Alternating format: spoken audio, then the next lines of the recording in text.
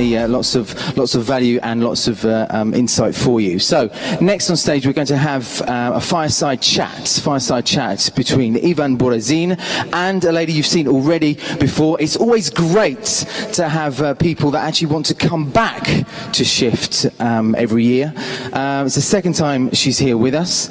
It's also a testament to say that basically we're doing something good. So put your hands together for Mr. Ivan Borazin and Amy Cosper.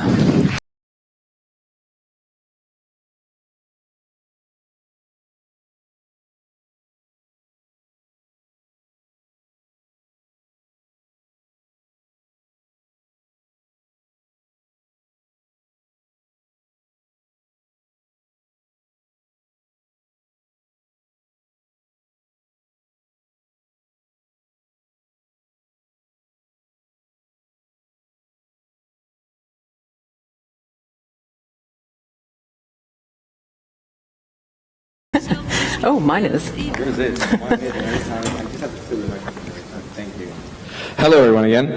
I'd like you all to welcome Amy, that's here for a second time. You were here last year as well. Thank you. But I'm not sure how many of these people were here last time. So could you just give us like a short, brief for everyone that's just seeing you for the first time, what you're doing, where you are, where you came from, and all that, just really short. I mean, it's not that interesting, but okay, I will. My name is Amy Cosper. I'm the editor-in-chief of Entrepreneur Magazine, based out of LA. We cover all topics, all manner of startups, from tech to energy to clean tech.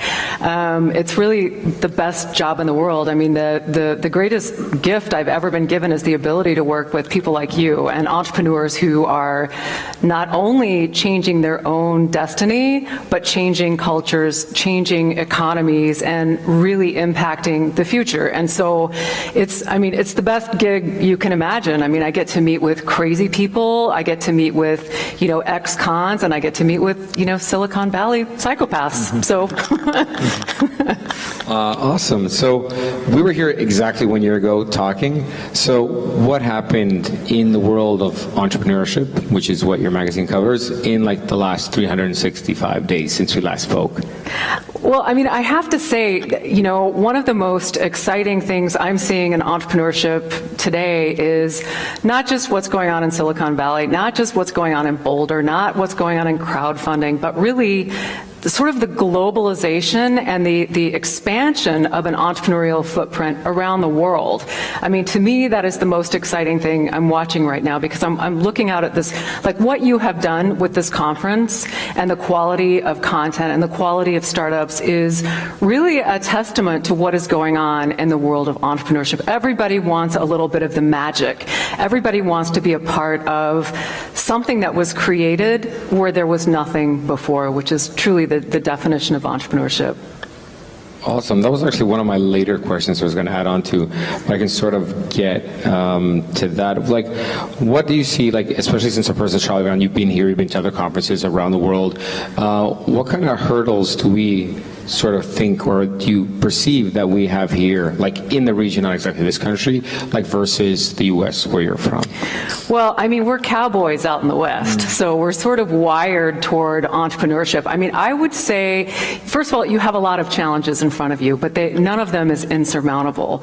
I would say the first thing is our philosophy in the States is that government and policy needs to get out of the way.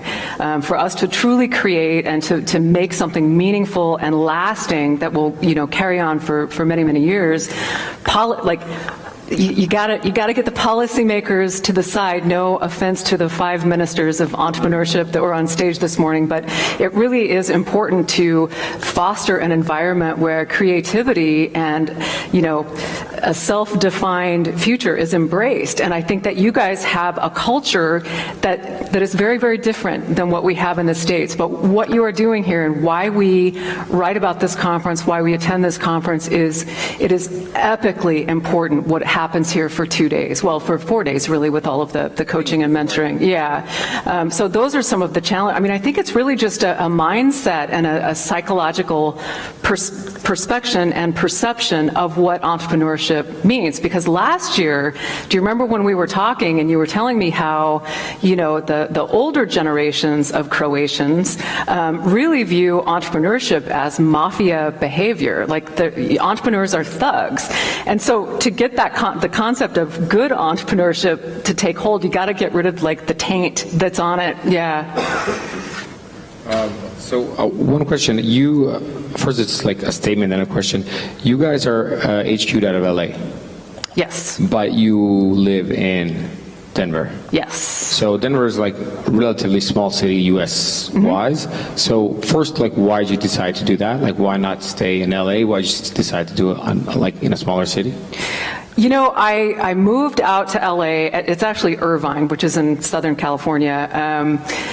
4.5 years ago, and I could not assimilate with the culture in LA. I mean, it was just very shiny and very, people from Colorado, it's not a natural migration to go to LA just because it's just, they're two different places. And so I went to my boss and I said, I can't hang here. And he's like, well, why don't you go work remotely, out of Colorado? And I was like, I am down with that. And so I went back to Colorado and, I manage my staff, which is, it's a virtual staff. We have writers all over the world. What a virtual staff allows you to do, especially in media, which is a very challenging place right now, it allows you to go for talent, right? LA is not big media talent. And so I was getting kind of C- level people, but going virtual allowed me to go to Chicago. It allowed me to go to New York and get the best talent I can for the product. And so we use Skype and we FaceTime. I mean, we over communicate to compensate for the lack of FaceTime. Yeah. So does that answer your question? Sort of. It does for the communication, but like you just felt like personally that it was a better fit for you. Or? Yeah, I mean, my family is there, and I'm a native Coloradoan, and I like to ski, and I like to, do sports that require a helmet, and so, it worked out pretty good. On that, the guys from Techstars out of Boulder, right? Yep. So that's pretty close to you. And Boulder, I haven't been to Boulder yet, so that's a damn shame. I'll get there. FounderCon is in Boulder this year, so I'll get a chance to get down there. So my question was, Boulder is a pretty small city. It's like the size of Split or smaller. As I read, I'm not it's sure. It's about the size of Split, but it's sprawling. But what they did there is like pretty amazing. I've heard like the ecosystem is great. Like, I mean, like Techstars, like Bradfeld, all these people have helped with that. But like, how did they make that? I know they're in the U.S., but they're still a pretty small city that is like a very viral startup entrepreneurship community. Yeah, I mean, actually, the vibe that you have in Split is not dissimilar to the vibe that is happening in Boulder. And I think to Mike Butcher's point from this morning, entrepreneurs and startups succeed when they cluster. And Boulder has, just because of it's beautiful and there's access to skiing, there's a university there as well. And the university works very, very closely with the community. And, just over the period of probably 15 or 20 years, all these accelerators have popped up in Boulder. And a lot of it just has to do with, the coolness of Boulder, and now the fact that weed is legal in Boulder, and the university relationship to the accelerators. I mean, it's not just Techstars. There's the Unreasonable Institute, and the whole idea of creativity is so deeply embraced by Boulder that it's kind of its own little thing right now. So, like, is there any pointers? I mean, I read Bradfeld's book on creating startup ecosystems and all that. Right. But I don't think, like, and a lot of people probably haven't done it here. There's like any pointers out of what they did there that we could probably, anyone that's from here, from the region around, that could be able to do or try to do to help. I mean, it's really, I think Boulder and Austin is also a really good example of this. But it's the relationship of the startup community to the more established businesses and it becomes like this big communal accelerator, and everybody is championing everybody else. The university is, they've got their own entrepreneurship center at the university where people just kind of float in and out and go, brainstorm and that sort of thing. But it's, it's at a very, very cultural level. I mean, Boulder, and I'm biased because I'm from Colorado, but Boulder has single-handedly made entrepreneurial accelerators kind of hip and cool. Like that was sort of like the place that it all, now it's kind of a saturated market in the United States, but that's really where it got its sea legs. So to start doing stuff like that here as well. Yeah, and you love to party, right? Entrepreneurs love to party, and the more of those networking events that you have, whether it's, at night or during the day, that happens in Boulder all the time. There's meetups and there's, all kinds of little social media things that go on in that community. So that's what I would recommend.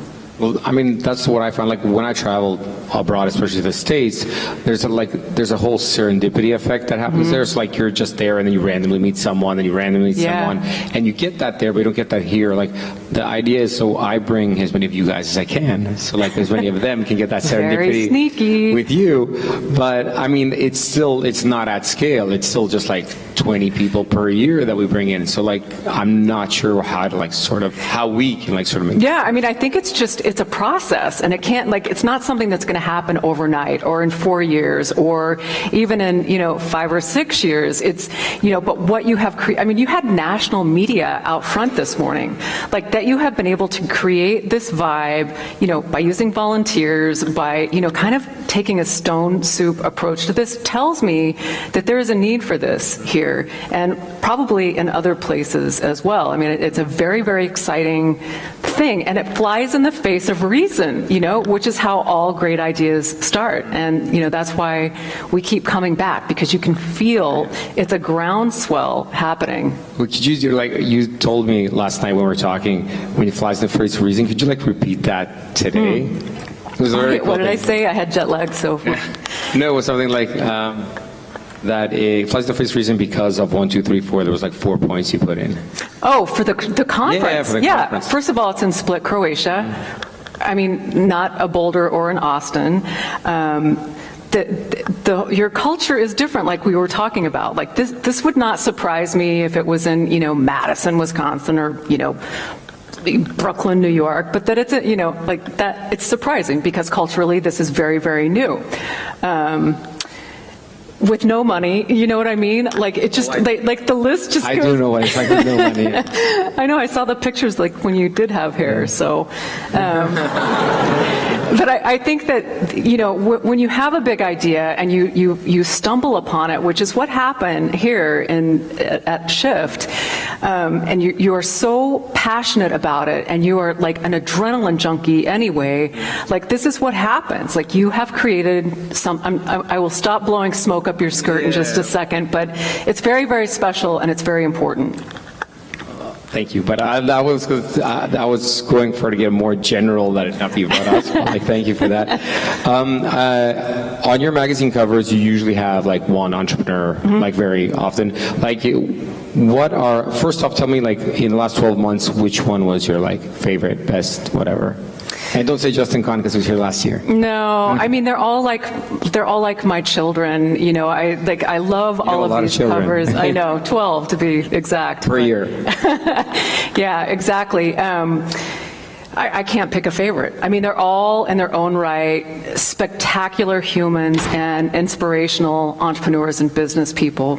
So what makes someone cover ready for you guys, for entrepreneurs? So our rule of thumb when we're choosing covers, or really when we're doing any guideposts for editorial, is that somebody has to be doing epic shit, and they have to be doing epic shit all the time, and disrupting and flying in the face of reason and challenging constraints and current thinking. So it's very, very, these people are creative. They're doing things that are impossible and making them possible, which is again what you do. So anyone who is, taking an old staid industry and reinventing it or pivoting or seeing something that nobody else could possibly have seen.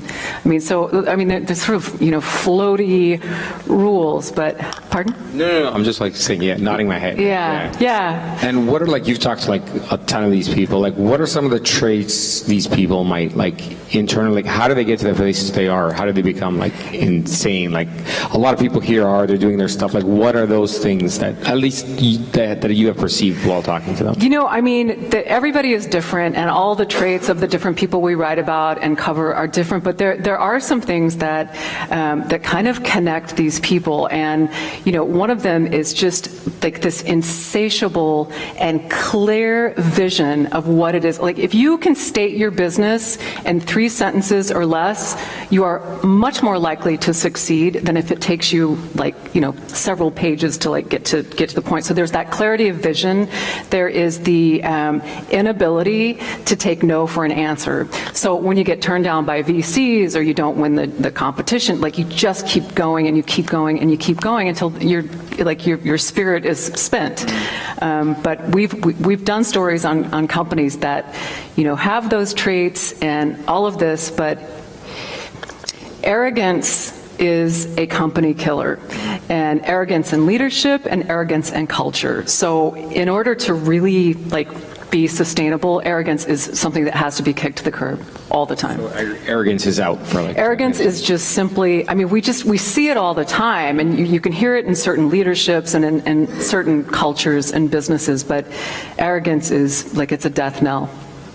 Have you ever met, how many people have you met, or if you have, very early on that weren't that impressive per se, but then ended up way cover material or not cover, but how many people have you got you personally in your? So, I mean.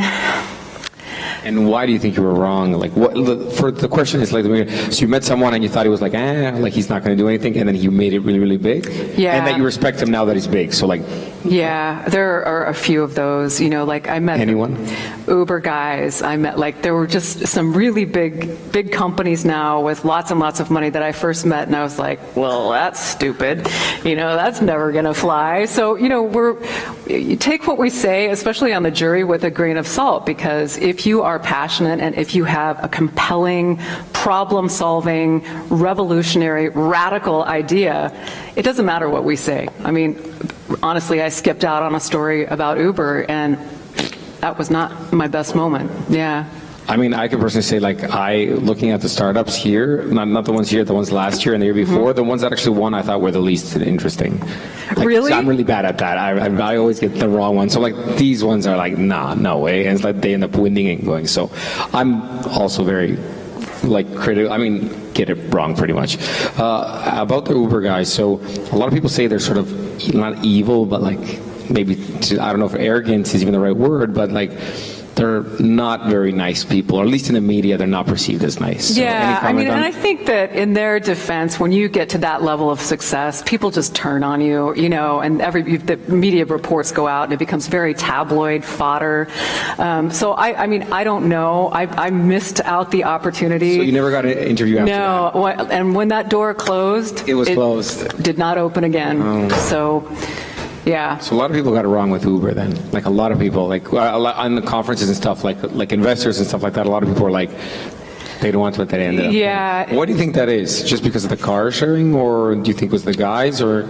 Honestly, and I mean, I'm not defending myself and my poor judgment in that case, but the pitch I got from the PR person was not very compelling, and I didn't understand the depth and the breadth and how, revolutionary this could become to a certain industry.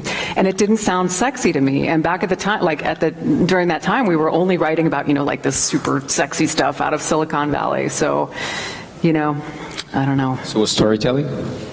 Pardon? So it was storytelling in that sense? It was, and it was maybe, a little bit my fault for not doing a better due diligence on. But I mean, you're not to blame. Again, a lot of people missed out on that one. So or they say they did. So I guess it could be that. That's why I just wanted to see why a lot of people. Anything can be made sexy in the media. And I'm telling you this only because we recently, in January, did a story on this guy out of Denmark, right? And Denmark is a pretty emotionless place. This guy had, I mean, it is, right? It's just sort of but this guy, this kid, he's 22 years old. His name is Lasse Anderson, and he loves porridge. This is his Porridge. life. porridge. It's called grød in Danish. Yeah, like porridge, like oatmeal, like the stuff that you refused when you were a child. But this kid loves it so much. And he pitched, I was on a jury in Denmark, and he pitched this story. And, you know, I mean, it's porridge, but he's democratizing porridge. He wants to make it available to the entire world. And so, I mean, how can you not do a story on, you know, this kid who has this passion for porridge? And we did. And, you know, he's opened up all these retail, he does packaged porridge in the 7-Elevens in Denmark. I mean, so, right? If you can make porridge sexy, you know, I'll say no more. So what other, like, when we're on that note, people are laughing, it sounds really like, what other sexy things or like odd sexy things have you had like lately? Do you have any other ones other than porridge? Can you rephrase the they seem to like it. What? Can you say that again? Oh, sorry. So do you have any more very odd but then sexy told stories? Yes, yeah. We have lots and lots of odd stories. Like what? Well, the first one, like my favorite story ever in Entrepreneur magazine, which still is kind of going viral on social media networks, is this woman in Arkansas. Has anybody ever heard of Arkansas?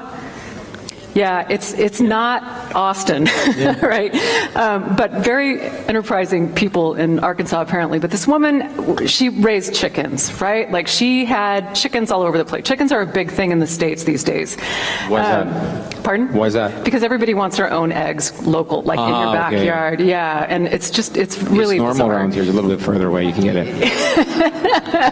So this woman in Arkansas, she has these chickens, but she's learning the hard way that chickens, you know, while the eggs are great, you know, chickens poop. Yes. You know, they do. It happens. It's nature. And so she invented something called the chicken diaper, which is a reusable pink diaper that you put on your chickens, and they can just run around, and it's very fashion forward and kind of crazy. But we ran this story, and the company sold. I mean, it was just kind of this kooky story with a lot of quirks that had a very happy ending. I mean, she made a lot of money selling her chicken diaper company. So, you know, not sexy, but very photogenic. She could sell millions here. I know, like, where I used to live, I had chickens right next door. So, like, we could have sold that. Yeah, I mean, porridge and chicken diapers. Can you get any sexier than that already? And those were both, like, successful companies. Yeah. Yeah, absolutely. I mean, the guy at grød is, like, he is, not only does he have a bunch of retail stores in Denmark, he's eyeballing New York and the States, and, you know, he's got a lot of investors that he is turning away. So, yeah, it's a good problem to have. And how did you get to that guy in Denmark? So how do you get to these internationals? Is it inbound, or do you guys go out, or do you? Yeah, so there's a big competition in Denmark called the Creative Business Cup Challenge. Yeah, we had one. We had the founder here last year. The CBC, yeah, Rasmus. Well, yeah. Yep, and they invited me out there, and it's like coming to Split, because you get to see people from all over the world, you know, competing for this prize, but it really does restore your faith in humanity, and it's incredibly emotional and very, very inspiring when you see all the flags from around the world, you know. And that guy Lasse just happened to, you know, present in my session. So then, like, anyone here has a potential chance of, like, getting a story from you. I'm not like making that, but, like, just because you are here and because you travel a lot, that's how it happens. Yeah, and I'm not special. I mean, I love getting pitched. We love finding stories, especially from, you know, unique and interesting places like Croatia. Any tips on getting stories? Like, I remember, I don't know, is Mike still here? I can't see anyone anyway. He told I used to have a pitch and all how to pitch media and stuff like that. Do you have any, like, notes on that? How to not be, like, a pain, but still, like, you know what? It's not really about being a pain or not. It's really like the presentation of your story. It's the same as if you're, you know, presenting to VCs or investors, but your ability to have a beginning, a middle, and an ending is critical to getting media attention. And, you know, be very, very concise with your pitches. Otherwise, you know, our attention spans aren't that great, and we don't get the full story. But your ability to tell stories, and I know Aaron White is going to talk about this tomorrow, but storytelling is very much a part of your business, and it's a part of your job as founders and business owners, is to know what you stand for and know what your story is. On that, like, is it usually just like the face-to-face or the warm-in shows? Like, have you ever, like, ran a story that has come like a cold email? So, like, when someone sends you, like, a random email, wow, has that ever happened? Very, very rarely. I mean, usually, it's the face-to-face meetings or, the phone calls. It's the, sort of that human transaction that takes place where nobody can tell your story like you can. You can't just hand your story over to a PR person and, have them send out emails. But the people who stalk me on Twitter or who, are consistently trying to get, they want to tell their story so badly, there has to be a story there. And so that's kind of how that works. Okay, so they can harass you virtually. Please. But not like here, actually. But like virtually works, that's okay. If you've got a great story, I so would tip, love to if you hear have it, be like harass people. So, okay, you heard it from here. It wasn't me.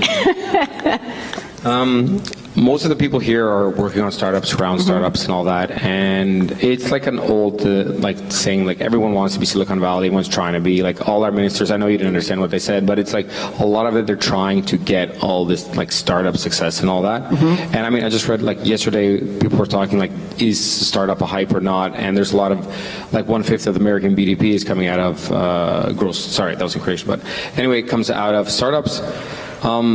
So there's actually some money there, and everyone's trying to get the best of that. But like everyone knows that we can't be Silicon Valley. No, and you shouldn't be, and you shouldn't try. You should be, Croatia. You should be true to who you are. And nobody is. And I don't even know if it would be a good thing to recreate Silicon Valley. I mean, I don't know how many of you have been out there, but it's brutal. I mean, it is brutal, and it's backstabbing, and there really are. We just did a story on like the psychopaths of Silicon Valley, and it is frightening. So stay here, people. Stay where it's safe. I mean, you have to build something that is true to your brand, which is Croatia Split. So one thing is not just startup. Startups and apps and all there are they're normal and that's happening. But what are the trends are you seeing now? Like as you're writing them, so not just startups, but what sort of trends are going through your magazine? What's coming out now? Like what do you see? So that's everything happening? is cloud, like cloud this, cloud that. So we do a lot of the whole cloud computing. Crowdfunding and financing is a real pain point for our readers, and kind of a trend. We're seeing more and more agricultural kinds of stories emerge. We do a lot of tech, so there's not really any one trend that bubbles up, but there are many things happening right now. So what do you see? Do you think it's like now going like agricultural, that's sort of like from the software going into the real world? Like, does it seem like what I see now is sort of like less and less of like computer interfacey stuff, more like real stuff in the real world. So like, that's my perception of that. I don't know if you're seeing that on your end though. Well, I mean, that's, as the editor of a print magazine, I do like to see people who want to hold something versus, experience it digitally. But what's happening with cloud and what's happening in technology, I mean, it eclipses the physical product side of things is what we're seeing.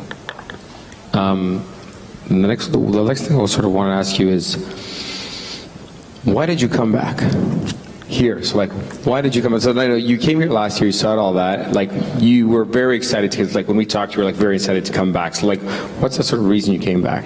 Well, first of all, I mean, it's beautiful here, and it's just a pleasure to be in Split, but also, I mean, we got 3 stories out of 2 days of conference. That is a very good ratio for any editor, any journalist. I mean, and these were not insignificant stories, a cover story, column, and trend piece. Yes, thank you. I mean, wow. It was, and plus it's just, I love what you're doing, and I love that you're trying to impact change in your country, and you're doing it as a matter of national pride. And I love that you went to Vienna and came back and said, why? I mean, it's entrepreneurial. It's a great story. Well, luckily my co-founder wasn't here when I put up the pictures, so he didn't see that. So that was like great. Yeah. Anything you want to add? No, I mean, thanks for having me back. It's great, and anybody that has stories you want to pitch, I mean, don't be shy. I mean, that's why I'm here. So we're here. She doesn't party that much, so you have to get her while she's here. So like other people get with their party. So if you want to pitch your picture while he's here, like afterwards, then you can enjoy and drink and like bug the other people. So, Amy, thank you so much. Thank you so much for having me back. Thank you. Round of applause, people, for Amy. Thank you.